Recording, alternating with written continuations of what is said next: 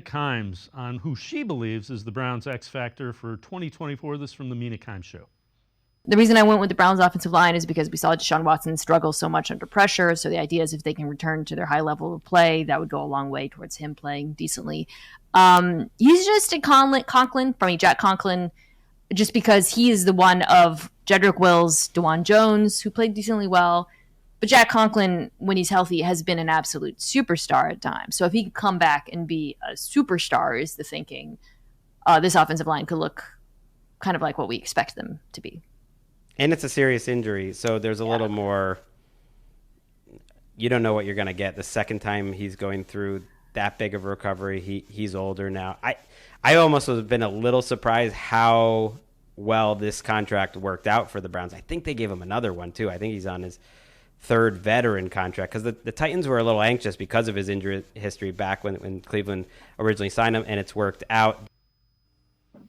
Let's welcome in Jacob Roach from BrownsWire.com and the Barking Browns podcast. Jacob, offense is going to be a little different. But, yeah, the line, I'd be lying if I said I wasn't concerned about it. Yeah, I think that, we got a couple of weeks. Training camp's going to start.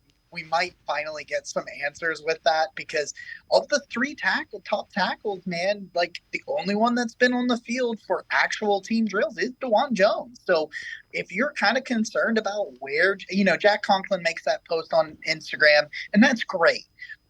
But we haven't seen him on the field yet. So, yeah, it sounds like we're going to get to see him when training camp comes and we maybe get some answers on that side. And really kind of been quiet on the Jed Wills front, and I think that's kind of interesting. But again, probably doesn't mean anything until training camp and he starts missing it.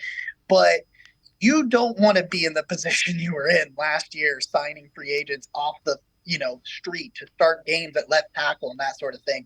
So I think I'm with them on that kind of thinking that, like, yeah, I mean, Jack is a two-time All-Pro. He was an All-Pro as a rookie when he was transitioning from left tackle to right tackle.